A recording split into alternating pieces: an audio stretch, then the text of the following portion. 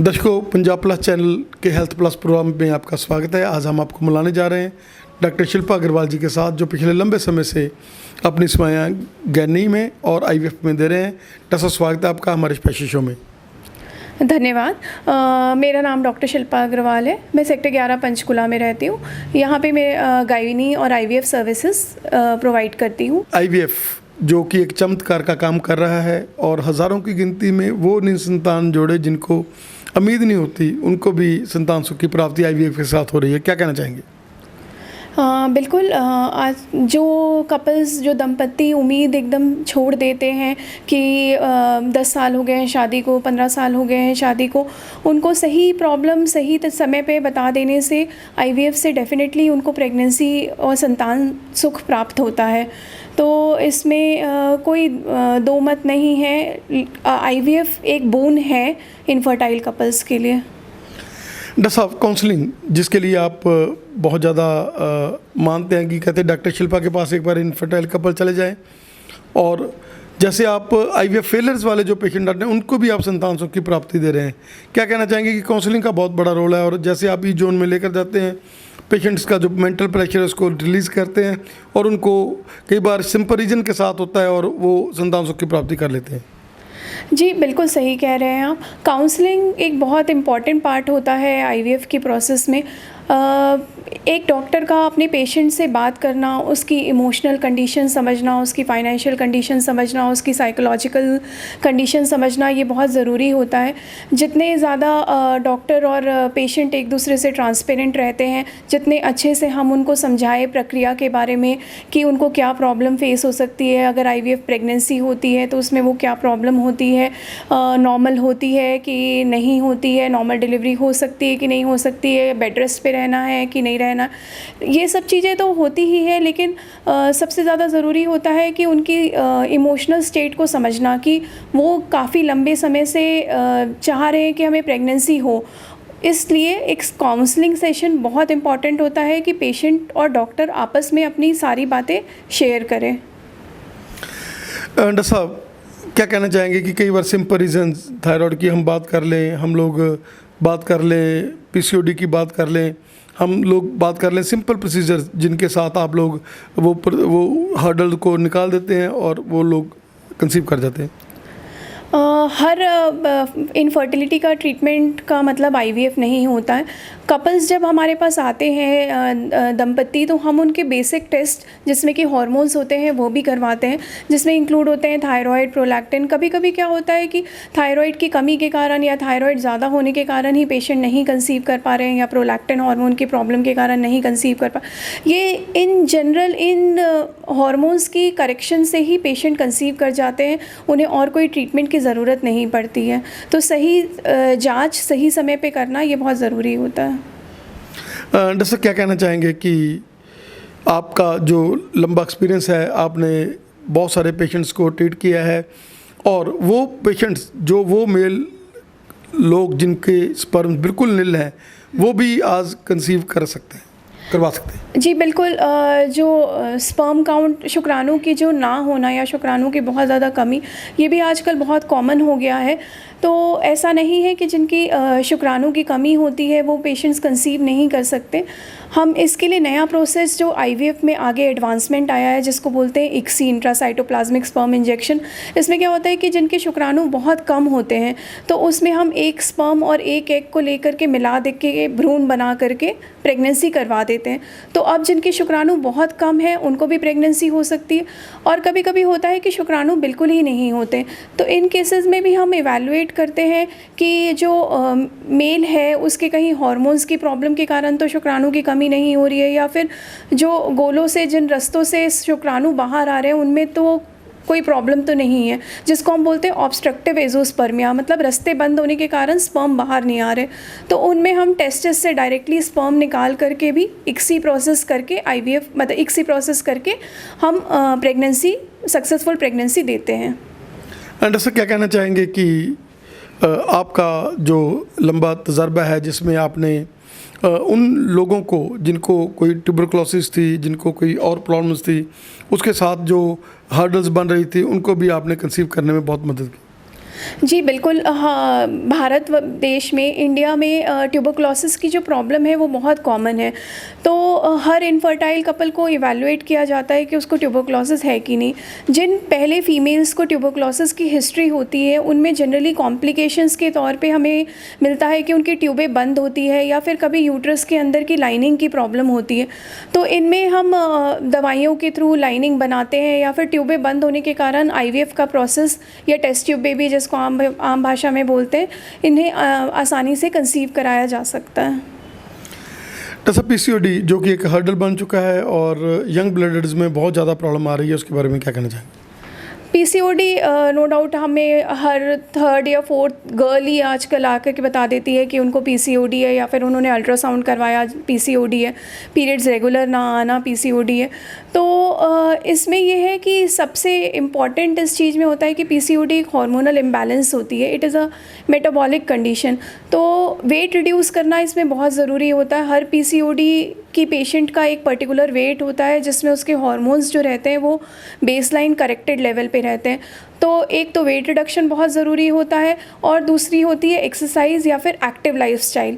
तो जितना ज़्यादा वो एक्टिव रहेंगे और प्रॉपर डाइट लेंगे, पीसीओडी को बिना दवाइयों के थ्रू भी हम ट्रीट कर सकते हैं। डॉक्टर साहब, क्या कहना चाहेंगे कि जो लोग कंसीव कर जाते हैं आईवीएफ में, आप उनके लिए भी एक वरदान हो, क्योंकि लोग जो हैं वो आपके साथ तब तक जुड़े रहते हैं जब तक वो डिलीवरी नहीं हो जाए। क्या कहना चाहेंगे, आप उनको तब भी गाइड करते रहते हैं एज ए गायनेकोलॉजिस्ट भी, क्या कहना चाहेंगे? पेशेंट्स एक बार ये जो आईवीएफ करा लेते हैं, जनरली उनका जो कॉन्फिडेंस लेवल होता है अपने डॉक्टर, अपने गायनेकोलॉजिस्ट से बहुत अच्छे से जुड़ जाता है। क्योंकि आप अगर शुरू से उनकी काउंसलिंग करते रहेंगे, उनको सब चीज़ें सही बताएंगे, तो वो आपसे जुड़े रहना पसंद करते हैं। फिर एज अ आईवीएफ स्पेशलिस्ट हमें हमेशा पता होता है कि क्या क्या कॉम्प्लिकेशंस आईवीएफ प्रेगनेंसी में आ सकती है, हम पहले से एंटिसिपेट करते हैं। तो अक्सर पेशेंट्स हमसे जुड़े रहना चाहते हैं और उन्हें हमेशा इस चीज़ के लिए आश्वासन देना कि ज़रूरी नहीं है कि आईवीएफ प्रेगनेंसी का मतलब होता है कि सिजेरियन डिलीवरी।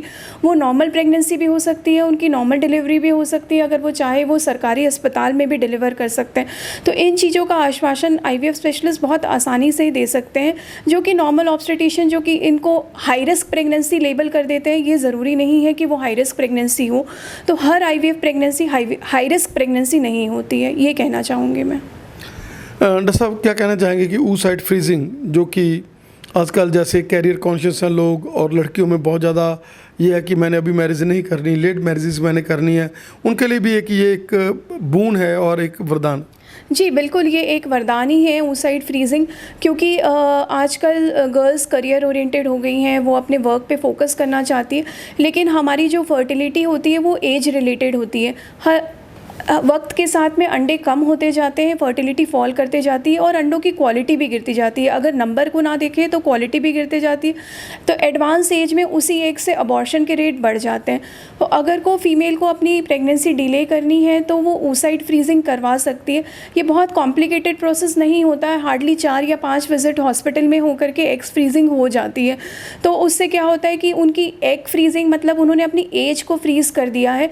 तो उस पर्टिकुलर एज के सपोज 30 ईयर्स पे उन्होंने फ्रीज़ कर दिया, तो उनके अंडे 30 ईयर्स के हैं, भले वो प्रेगनेंसी अपनी 40 ईयर्स पे प्लान करें। डॉक्टर साहब, क्या कहना चाहेंगे कि आज का जो मॉडर्न सिनेरियो है जिसमें जंक फूड्स और एक्सरसाइज का अभाव और लोग जो है सारा दिन मोबाइलों के ऊपर रहते हैं, क्या ये भी कहीं ना कहीं जाकर स्मोकिंग है, अल्कोहल है, ये सभी चीज़ें भी जो कहीं ना कहीं जाकर हर्डल बन रही है इनफर्टिलिटी में? जी बिल्कुल, ये सारी चीज़ें हर्डल बन रही है। ये सारी चीज़ें तो मेन रीज़न आजकल बन चुकी है इनफर्टिलिटी के लिए। स्मोकिंग और अल्कोहल जो रहते हैं, ये हमारे फीमेल के अंडों और मेल के शुक्राणु दोनों को नष्ट कर देते हैं। इनके कारण इतना ऑक्सीडेटिव स्ट्रेस बनता है कि ये सर्वाइव ही नहीं कर पाते। फीमेल के अंडे पहले ख़त्म हो जाते हैं, मेल के स्पर्म काउंट ख़त्म हो जाते हैं। अच्छी डाइट ना मिलने से ओबेसिटी बहुत ज़्यादा बढ़ गई है, तो बहुत ज़्यादा BMI होने के कारण भी कंसीव होने में दिक्कत होती है। या फिर अगर आप कंसीव कर भी जाते हैं तो प्रेगनेंसी में अबॉर्शंस और डायबिटीज़ और ब्लड प्रेशर जैसी कॉम्प्लिकेशंस बढ़ चुकी हैं। तो लाइफस्टाइल का डेफिनेटली रोल आजकल बहुत ज़्यादा हो गया है। डॉक्टर साहब, क्या कहना चाहेंगे कि जैसे आपने डायबिटीज़ वाली बात कही है, तो पहले तो ये देखा जाता था कि बहुत लेट एजेस में ये जो प्रॉब्लम्स आती थी, लेकिन आजकल प्रेगनेंसी उधर हो जाती है, उधर वो डायबिटिक होते हैं, और फिर जैसे आपने हाई रिस्क प्रेगनेंसी की बात कही तो फिर वो उस तरफ चलना पड़ता है। क्या कहना चाहेंगे कि लेडीज़ को पहले से ही जब आपको लगता है, वो वाली बातें नहीं रही कि आपने 40 साल के बाद ही टेस्ट कराना है, आजकल आपकी जो एज है वो 25 साल ही हो गई है, क्योंकि आप लोग जंक फूड खा रहे हैं। जैसे पीजीआई की कहते हैं, एक रिपोर्ट बता रही है कि फैटी लिवर बहुत ज़्यादा आ रहा है छोटे छोटे बच्चों में। जी बिल्कुल, क्योंकि क्या आजकल की जो डाइट है वो फास्ट फूड ओरिएंटेड बहुत ज़्यादा हो गई है, तो इसके कारण जो ग्लाइसेमिक इंडेक्स फूड का होता है, जो कार्बोहाइड्रेट कंटेंट, वो बहुत ज़्यादा हो गया है। और अगर आपकी लाइफस्टाइल एक्टिव नहीं है, मतलब हम फूड तो बहुत ज़्यादा ग्लाइसेमिक इंडेक्स बहुत ज़्यादा कैलोरी वाला खा रहे हैं लेकिन हम उसे यूटिलाइज़ नहीं कर रहे हैं। प्लस अगर आपकी फैमिली हिस्ट्री है कि आप डायबिटीज़ अगर फैमिली में है, मम्मी पापा भाई बहन मामा मौसी इन सब में, तो आपको फैमिली हिस्ट्री के पर से आपको डायबिटीज़ होने का रिस्क रहता है। तो हम जो पेशेंट्स को एडवाइस करते हैं, नॉट पर से इनफर्टिलिटी कपल्स, एक प्री कंसेप्शन काउंसलिंग करके चीज़ होती है जिसमें कि हम पेशेंट को सारे blood test including the sugar profile लिख करके देते हैं कि उसका haemoglobin, thyroid, sugar, prolactin, hormone सब कुछ कैसे है। अगर को आपको कंसीव करने से पहले ही पता है कि आपका शुगर एबनॉर्मल है तो हम पहले शुगर को करेक्ट करते हैं, उसके बाद प्रेगनेंसी प्लान करते हैं। और प्रेगनेंसी में भी इन चीज़ों का रिस्क फैक्टर्स का ध्यान रखा जाता है कि आपको डायबिटीज़ होने के चांसेस कितने ज़्यादा है। अगर आप प्रेगनेंसी हाई बीएमआई से स्टार्ट कर रहे हैं कि आपका वेट बहुत ज़्यादा है प्रेगनेंसी में, तो आपको शुगर होने का चांसेस प्रेगनेंसी में ज़्यादा होता है, डायबिटीज़ जीडीएम जिसे कहते हैं। तो उसमें भी हम पहले से ही डाइट मॉडिफिकेशन, डायबिटिक डाइट, इन सब चीज़ों पे फोकस करके इन्हें प्रिवेंट करने की कोशिश करते हैं।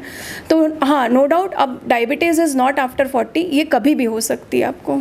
जैसा आपने हमारे दर्शकों को अवेयर किया, आपने हमें अपना कीमती समय दिया। पंजाब प्लस आपके साथ अटैच रहेगा, और आप जैसे डॉक्टर जिनका लंबा एक्सपीरियंस है, सेवा कर रहे हैं, हम चाहेंगे कि आप हमारे चैनल के माध्यम से और आते रहें और हमारे दर्शकों को अवेयर करते रहें। दर्शकों, डॉक्टर साहब का नीचे नंबर चल रहा है। कोई भी मेल इनफर्टिलिटी का पेशेंट है, फीमेल इनफर्टिलिटी की कोई पेशेंट है, सबसे बड़ी बात है कि आईवीएफ में आपका अपना बच्चा होता है, आपको कोई घबराने की ज़रूरत नहीं है। आपके खुद के स्पर्म हैं और खुद की लेडीज़ के एग हैं, इसमें कोई दोराई नहीं है कि आपका अपना बच्चा ही होगा आईवीएफ के साथ। दूसरी बात रही घबराने की कोई बात नहीं। जैसे डॉक्टर साहब जैसे डॉक्टर्स बैठे हैं, जो काउंसलर हैं, आप एक बार आकर मिलें। कोई भी आपको प्रॉब्लम है इनफर्टिलिटी की, सबसे पहली बात तो डॉक्टर साहब, इनफर्टिलिटी लोगों को पता ही नहीं कि इनफर्टिलिटी अपने आप को, मतलब जो अगर साल हुआ किसी ने बोल दिया तो वो प्रेशर में आ गए, वो प्रेशर के साथ ही अपने आप को नेगेटिव में ले जाते हैं। जी बिल्कुल, अगर इनफर्टिलिटी की डेफिनेशन ही हम इस चीज़ को बोलते हैं कि अगर आप 1 साल तक के लगातार ट्राई कर रहे हैं बिना कोई प्रोटेक्शन के, तभी आपको इनफर्टिलिटी है। जनरली इनफर्टिलिटी इतना नहीं होता है। हम जो बोलते हैं पेशेंट को कहते हैं आपको सब फर्टिलिटी मतलब अक्सर कपल्स को पता ही नहीं होता है कि पीरियड्स के महीने के किन दिनों में रिलेशन रखने में प्रेगनेंसी होने के चांसेस रहेंगे। या फिर कपल्स ऐसे होते हैं कि जिनमें हस्बैंड बाहर काम कर रहे होते हैं, तो वो आते ही हफ्ते महीने में 2-3 दिन है, और वो इस तरीके से हमारे पास आते हैं कि हम 2 साल से 3 साल से ट्राई कर रहे हैं लेकिन प्रेगनेंसी नहीं हो रही। लेकिन इनको फर्टाइल पीरियड की जानकारी ही नहीं होती है कि किन दिनों में इनकी प्रेगनेंसी होने के चांसेस सबसे ज़्यादा होते हैं। तो ये इनफर्टाइल नहीं होते हैं, ये ऐसे नहीं है कि इनको प्रेगनेंसी नहीं हो सकती, बस इन्हें जानकारी नहीं होती। तो सही जानकारी देने से ही बिना ट्रीटमेंट के ये कंसीव कर जाते हैं। डॉक्टर साहब, बहुत बहुत धन्यवाद आपका। धन्यवाद।